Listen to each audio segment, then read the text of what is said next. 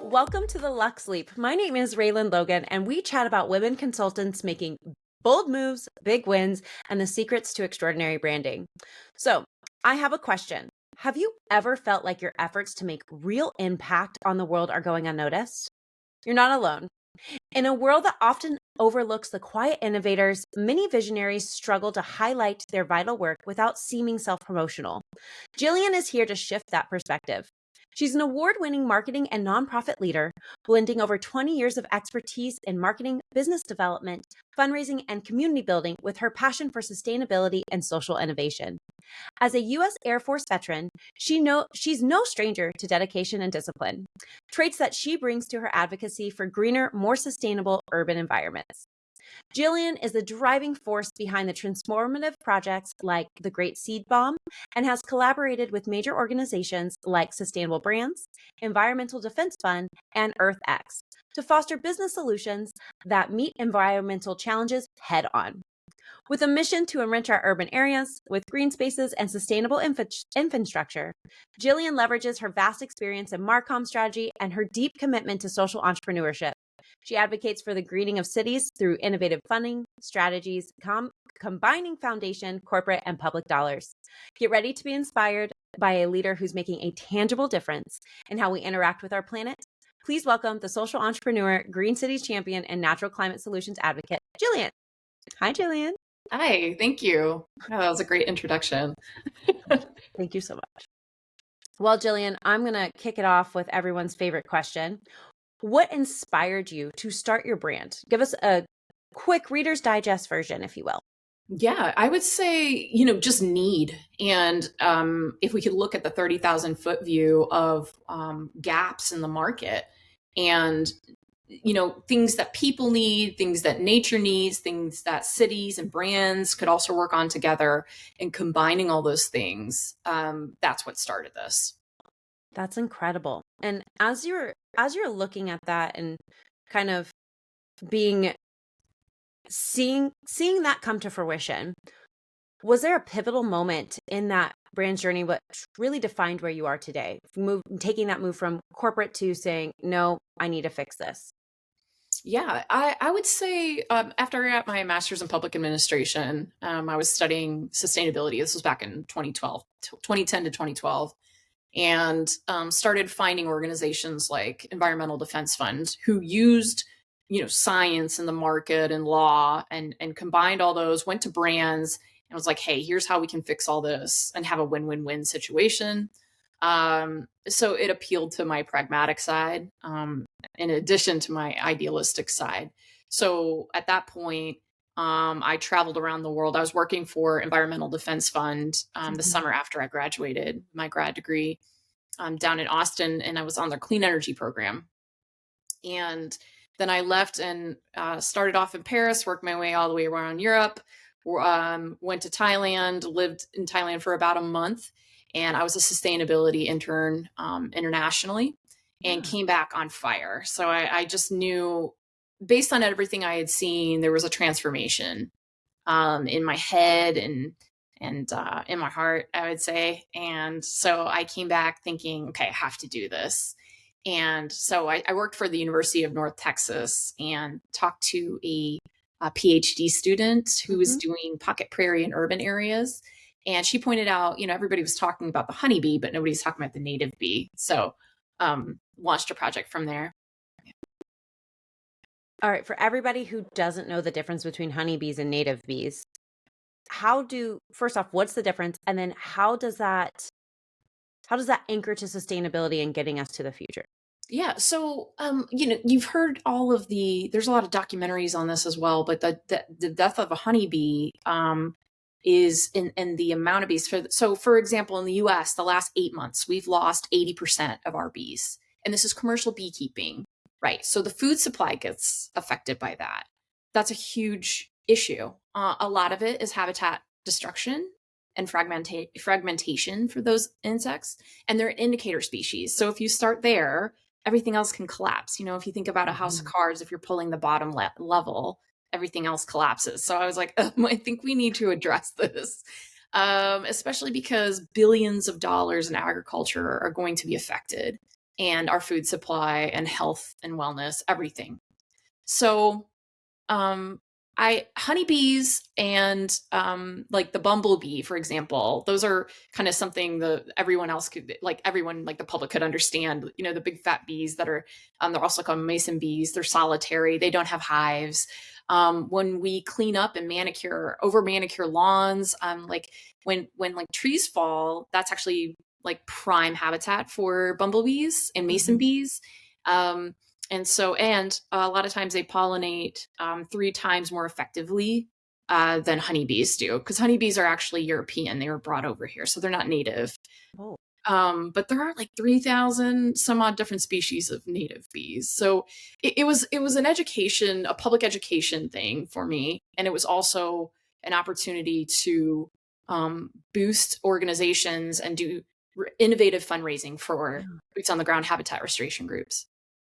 That's really incredible. I live in a place where mason bees are pretty all over the place, but I also live bumped up to a forest. Yeah. So, lots of fallen trees. Generally afraid one's going to come through my bedroom window, but it is we see them all the time, but I never really understood the difference between the two, and I also never knew honeybees came from Europe. Mm. I just learned a whole heck of a lot right there, and, now for further a little worried about our food supply than I was prior to hopping on this call. Um, as we look at the price of eggs today, Right, you right. know, and other elements of, like, all of this is connected. Mm. Uh, all of it is connected, and, before we hopped on this call, we were just quick high level chatting of, like, the idea of resilience.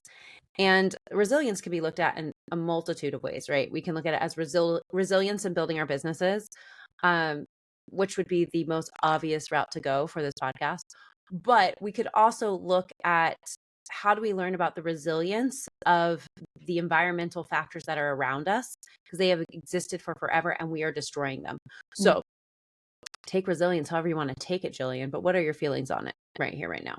Yeah, yeah, like, as you said, there's a lot of lenses we could look at this. In terms of my work, supply chains are going to be affected by the lack of natural resources, or the scarcity is going to cause, like, more competition. Yeah. So circular economy is something that you can do to solve for that.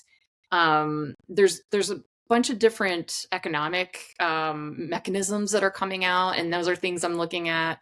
But in terms of resilience for my work, I'm really thinking about, the outside world right now is kind of fighting against this. Like, we're seeing sustainability was kind of more greenwashing, for example, Mhm. with corporations. And how do we fight against this, and how do we make the business case?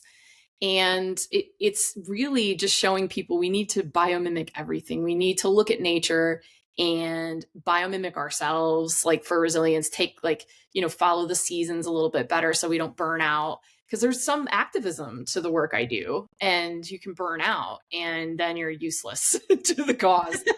So you don't want that. And then, but that's the same thing with businesses. If your supply chains are at risk, this is something that is going to affect everyone. Yeah. And so you can't do business as usual or just pretend, you're doing an Earth Day thing and that's it. Like, you have to bake this into your model and really understand all the different risk and all the different benefits, actually, to paying attention to your natural supplies. I have two questions and they just came to my brain simultaneously. Mhm. So now I have to sort which one is more important. If if you were a solopreneur, like a solo womanpreneur, and let's be real, we have so much on our plate, plus many of us children, Right. and trying to do work at midnight because you finally got them to bed. When you're thinking about baking in sustainability, because I am in agreement, it has to start from ground one. Like, otherwise, it's not an add-on, it's not a nice to have. It is a your children will not have a future if you do not, like, contribute to helping. Right. What are the first 3 things they need to do? Oh, that's a good question. Stakeholder mapping for me has always been important. Like if you're taking a look at who your partners are, who your suppliers are, and then doing a baseline assessment of, for example, of your carbon emissions. So if you get a baseline on that and you start to get it to net zero, that's just a start. Mhm. And there's something called scope 3, which that goes into your suppliers and things outside the company that are harder to control. And I would say once you get that baseline, once you get to a net zero, you need to go nature positive at that point. So you're not just taking anymore from the environment or from your people. That's even in my thoughts are it's even with the social impact sphere. You're not just taking, you're giving. So there's like this mutual give and take and replenishment of what's being extracted. Yeah. And then I think you need to have a business that really needs to be there. Like, I feel like there's businesses out there where I'm like, I think you're just coming up with stuff to make money. That's not really a need, you know? So they do say, as you've probably heard, and as you've been a consultant and had your own businesses, you don't want to create a vitamin. You want to create an aspirin. Like if somebody has a headache, you want to make them feel better and take away that pain. You don't want to just give them some vitamin C. That's not gonna. It's a good. It's nice to have. We don't want nice to have anymore. So in the next phase of our economy, I think we need to look at, is that needed, or is that like just kind of a greedy thing or an overreach just for money? Is that really a need of society? I think that's really fair. And as I think of like the brands I've built, the people I've coached, oh, I'm gonna say the hard thing, everyone. Oh, There's a reason why I work primarily with businesses that have been established. And the reason for that is you really understand the purpose. And now that the purpose is understood, you are able to invest in a brand that's going to take that purpose further. yeah. And a lot of times when we're just starting out, unless there are exceptions to the rule, we're not going to talk about them. But usually when people are just starting out, it is a survival mechanism almost. Like I was a survival mechanism. A lot of friends that I've spoken to were a survival mechanism. Many people who have been on this podcast, like it was a point of survival of I didn't have a choice. So for me in particular, oh gosh, at the time of recording this, that tomorrow would be my 5-year anniversary of being let go because of COVID. And so Okay. it was a matter of sit on this phone and wait for somebody to give you money or go make the money. Yeah. And so, like, one, we are not telling you that if it's a point of survival, like, don't go do it. Like, please survive. That's Right. a important thing. Baseline. Like, please. But if it's doing it just for the sake of doing it, please weigh your options on what it's going to do to the world because Yeah. we see in our own economy more than any of us want to admit that we push for things that we no longer need, like fuel, like over farming to a certain extent. Like we don't need as much food as we Yeah, there's a lot consume of or food create. waste. Yeah. Right. We have more food waste than almost any other country. Yeah. And Yeah. so it's really thinking about how you do it in your business, but also how do you teach it in your families to just do better sustainably. Enough. Yeah. I mean, I think it's the concept of enough. Um, Capitalism, I mean, in advertising, which was my background, Mhm. I always did like nonprofit public relations and advertising for higher education. So I didn't feel as icky about it, to be honest, because I knew what I was selling wasn't going to hurt people. It was even public education with, Mhm. you know, uh, low debt ratio and like great pay after they graduated, that kind of thing. So I was a picky marketer. I was a picky Good. advertiser and ethical, I would say. And that's not always the case when it comes to advertising. It's a machine and it tells you you need more than you really do. Yeah. I mean, the happiest I ever was, honestly, was living out of a backpack, running around Europe. And when you realize that you can literally live out of like a tiny suitcase and you have everything you need, you're like, huh. It opens up your eyes and enough is okay for it, for this kind of work. That's something I had to come to terms with. Yeah.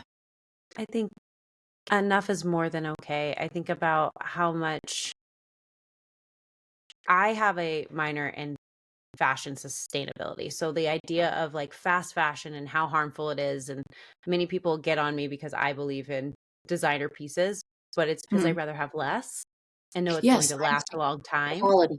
Right. Yeah, I will take quality over quantity any day of the week. I Mhm. think that that is a more sustainable way of going about things. And as long as I have enough pants and enough clothes to cover me for what season we're living, we're Sure. going to be okay. Yeah. Going to be okay. So, I really love this topic. All right, getting back to the center of things. Um, as we look to your business growing, what are your long-term goals for expanding your brand's impact? Because you're going to leave a pretty Okay. big impact. Yeah, this is a big one. So our founder, it's just me and my founder, and Hmm. right now, we're relatively new. We're about a year and a half into this, almost 2 years.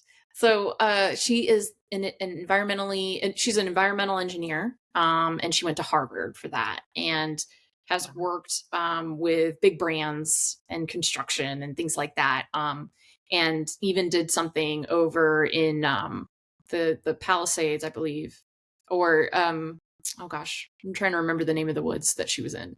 She basically took ancient genomes from ancient trees that were like 3,000 years old and plus, and propagated them and replanted. So there, she did work like that. So very cool stuff.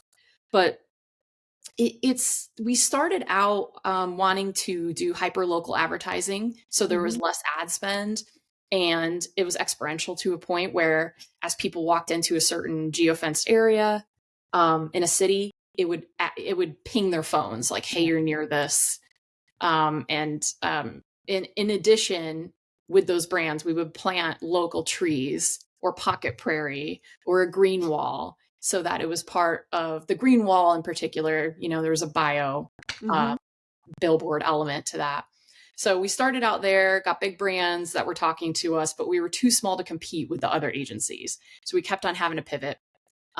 So really though, the overarching vision, like after all this pivoting and the learning that we've done over the course of the last 2 years, Hmm. um, now I'm looking into how to create eventually a regenerative cooperative. And tell us Um, what that means. that concept is that would be like my life's work. And so I'm mid-career now, and that's like it's long term, but my focus right now is talking to partners that get it. And so as an example, we're talking to a group that does carbon measurement for music festivals. Okay. And so music festivals, like the big ones like Coachella and Bonnaroo and ACL, and those they have an impact, an environmental impact. But the people that go to them are usually environmentally minded, or they feel guilty about that impact, or Yeah. but they also have disposable income. They tend to skew young and have like they're able bodied. They're capable of volunteering and distributing seed for us, or doing tree planting and becoming a part Hmm. of the experience. Um, so there's kind of like some resources that we wanted to tap into in that culture, in that music Yeah. festival culture, to create like a regenerative music festival. And instead of creating our own music festival, which that's a whole new ball of wax, it's partnering with these existing events. And that expands into anything else, partnering into existing businesses. For example, one of my obsessions is ocean farming. So if you've got a group, we got one out of um, Massachusetts called Green Wave, Hmm. and they farm everything from oysters to seaweed and kelp. And it's like, how can we, work with you all to do coral restoration, or, like have a festival, go to a festival that's down near a mangrove and do mangrove planting. Like you can combine it with all those different things. And then how do we open that up to the festival organizers or some of the employees to have them in on it, to where it's a cooperative movement? And that's for scaling. Yeah, that's for scaling. That sounds like so much fun. Also, I need to just recognize that I'm of that demographic, and I'm gonna own that. Yeah. Yeah, me So, too. Yeah. as I'm over here legitimately, like, writing notes of people to intro you to. So, it's I mean, I think so many people would want to invest in that. Like you said, the younger, more able-bodied folks who are coming up, Right. let's Disabilities too. You can go to these. I mean, I've you seen can go people and do anything wheelchairs, really if you put like, your mind to it. we can spread seeds, we can do all of that. It can be done. So, yeah. Touche, yes. Uh, you're like you're 40 to 22. I don't know, Mm, I'm making up a generic range here, but yeah. those are the folks who 22 being a stretch, but maybe their parents will still pay for things. Um, but we have the income to go to Coachella. Exactly. I mean, I even debated if I wanted to go this year because it's always around my birthday. Right. Always. Like it's happening right now. And so it's that idea of like, how could you make this better? Mm, I hear more about music festivals than I have attended them. My other half, that was like, I swear his life's work. You wouldn't know he was an attorney. Like music festivals when we were in our 20s was that man's life's work. So, and attending them is what I should say. Not even like any other part of it other than being a member of the crowd. yeah, it's fun. Yeah. So but I know he would very easily do those things, and we have really big music festivals out in the gorge here in Mm, Oregon. yeah, So, the like, gorge. Right. let's talk about how quickly you can get about 100 more than 100 people in Oregon to plant you a tree. We're Yeah. all about it. Right. We are all about it. Um, People jokingly say that our city is just filled with tree huggers, and we're cool with that. Yeah. Yeah, exactly. Well, you've got that aspect like restoration work and but there's even like, getting them to where they're net zero, where the energy use is Mhm. like they have kinetic dance floors, for example. And instead of like having the ground get trampled every year, you could eventually have like a kinetic dance floor that's like doesn't get as muddy, doesn't get as trampled, and it's every step is creating electricity. So these things can be Really done. cool. Yeah. And Yeah. that's what I'm looking into. I'm like, how do we take Burning Man and make it Cooling Woman? You know what I mean? Yeah. Yeah. That's it. That's all any website needs to say. It's like, listen, it's now the era of the cooling woman. Burning Or, Man, you had your time yeah, with all exactly. your CO2 carbon footprint. Yeah. Like, gotta go. We're just trying to chill out. Mother Nature said it's the time of the woman. And if you're gonna do a big fire, like make some like biomass with that. I don't know. It's just like it's just thinking of our impact all the way through. Yeah. And then making it fun. That's a big part of it. Yeah. Yes, making it fun and not so technical so everybody feels like Tangible difference. Yeah. that they Something. can be a part of it, Like, and when I'm working on brands, and I'm sure you can attest to this as a marketer too, it's like, how do we get it down to human language? Yes. Down to human language, because Yeah. otherwise people feel outside and like they can't do it.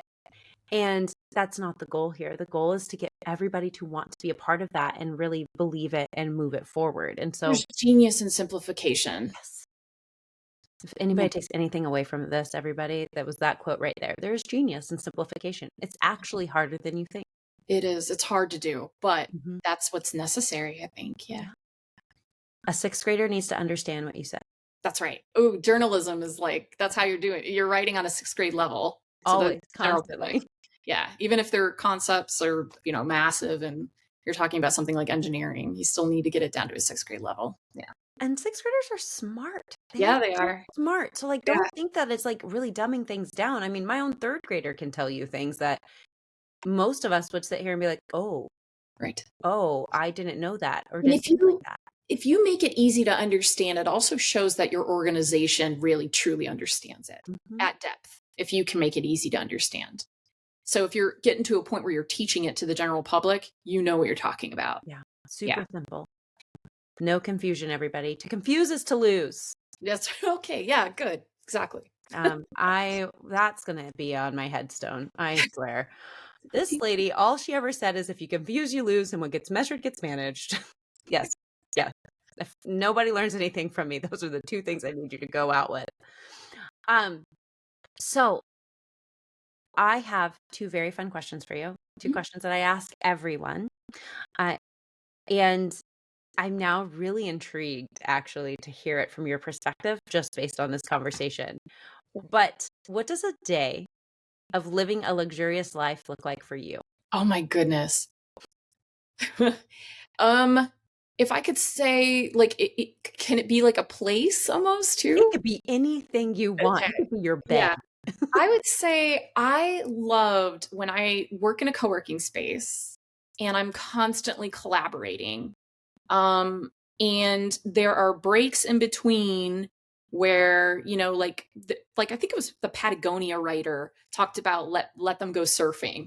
And it's like in between have big breaks. And, so living on the coast, it would be something like that. And, going scuba diving and like on my breaks and then coming back to, okay, now we got to finalize these plans for partnerships and having a podcast where we're disseminating this message, that would be like luxury to me. So just being a part of the impact is luxury. And then, but also having breaks in between where you're touching base with what you're so passionate about. So for me, it's nature, and I need to have that break with nature, and then be with people. I'm a bit of an extrovert, so if COVID's taught me anything, do not leave me in the house all day. That is not luxurious. Oh my God. COVID almost did me in because Yeah, I'm very similar. And yeah. like I said, I live bumped up against a forest Mm. and a hiking trail. And I remember during COVID, I would run a mile every hour on the hour until I got injured. That's And what then I was happens. Yeah. like tortured. And I'm not a runner. I should also come with the preamble of I am not a runner. I So you was had a lot of energy you needed to expend. Yes, Yeah. yes. Some days when my son is like bouncing off the walls, I have to remind myself that he is my son and I may not have that level of energy anymore, but I still have more than somebody who is around my age. And so, yeah, I would go run the path, I would run down the hill and back. And my favorite day was, I think I ran a mile in like 6-ish minutes. And Nice. that's on a hiking Nice. trail path, half of it. Yeah. And I remember my boyfriend being like, "Well, did you leave?" And I was like, "Yeah, I just got back." And it was just Wow. COVID was so hard because then I ended up really injuring my hip and I couldn't go anywhere and I was just Yeah. stuck. It went too hard, right? I went too hard because being Yeah. not around people and not being Right. looking at the same four walls, I'm the type of person who has to go out to get creative. I have to go for a walk or Yeah. go dance or For move. And so, me, it's like cultural shifts are not going to happen if I'm isolated. I need to mhm. be around other people and kind of plant the idea with them, but them have them like kind of take it as well. Because this work cannot be done by yourself. So a luxury to me is collaboration with a lot of powerful people and big networks, and um, where you can leverage each other's strengths. So I love it. I have the perfect people to introduce you to. Once we sign off. All right, last one, best one. sure. And it's more like a two-part last one, best one, because somebody called me out when they're like, "You said that was the last question." And I Okay. appreciated them for it. I want to say it's the episode right before yours. But in one word, what is your primary motivation in business? Connection. Why? I want people to reconnect to themselves and to their environments because of what I saw in Thailand. I was living in the northern part of Thailand, Chiang Mai, in a small village there, and like we'd run around with my host mom. I lived in like a bungalow, like I literally slept on like a slab of like wood, and she'd be like, "Let's go get dinner," and I'm like, "Okay," and we would run around the village in the backyards of everyone, like all her neighbors, and be like, "Okay, we'll pick some new mango leaves off of this tree, then pick some dragon fruit off of this tree, then we're going to use so and so's nuts and green tea leaves for this," and we would go home and she would literally whip up a dinner from everyone's backyard, and they would come to our backyard for water because we had like a creek that ran through there. And watching how close they were to each other, Mm-hmm. how close they were to their food source, that was something I couldn't forget. And it nourished me to a point where I'm like, oh, I really need this and I want this back home. And I want to bring this back to the United States where I'm like, everybody victory gardens need to be a thing again. Like, we need to look at what our grandparents were doing, and composting, and this is like, it'll make you feel good. It's like a health issue in addition to, a nature one. So during a time where we have a mental health crisis. right. And then I think we've lost connection with each other, and we don't realize how strong connections with other people can be. Co-housing coming back into play, cooperatives, worker cooperatives, the economic power behind that. India knows what they're doing with cooperatives. Where is the US in that? I think we need to go back to it, or at least make them more popular. Yeah. I think that's incredible. And I can't wait to see the ongoing impact of your work, because it's going to be an unstoppable force. I hope so. It'll take others. It's going to be like, do you ever dream about something you're doing and you want to like put it into motion, but then you want to step back and have it live its own life and see that's my dream, is to one day look around and be like, this is what I was talking about. And I don't have to do it anymore myself. It's like everybody. My dreams in that regard are me being president of the United States. Okay, now. Yeah. All right. We are approximately 8 days away from me being legal enough to be president of the United States. You're like, I have a countdown. I do. I was thinking of having a birthday party that was like red, white, and blue. Like, Madam President, I'm done. So, what a patriot. If that word didn't have negative connotations right now. Oh, I know, right? Well, reclaim it, right? I'm reclaiming it for what it should be, for what it really should be. And part of it has to do with some of the things you talked about today. Like, we should be better if we really are the example. Yeah. If we really are the leader in the free world, then things have to shift from a sustainability standpoint. Things have to shift from a medical standpoint. Things have to shift on how we take care of our children. Second Amendment be damned. Yeah. And I mean, we're a baby country, and we're getting into like our teenage years. We need to mature. We're acting like teenagers. Yeah, I guess, yeah. So there's a maturity that needs to happen as a country, and it's our time now. We're being called to see if we can take that on. Yeah. And we will, because there's women like you, there's women like me, there's women like all the ladies who have been on this podcast and will be on this podcast. We will make change happen, come hell or high water. Hungry for it. Yeah, there's no other way. And I'm so excited. I'm so excited and so grateful. So, everybody who's listening, the way that you get a hold of Jillian is exactly how she's going to tell you right now. Okay. Yeah. So I'm on Forest Bridge. So it's Jillian at forest-bridge.com. Love it. Well, everybody, you heard it here first.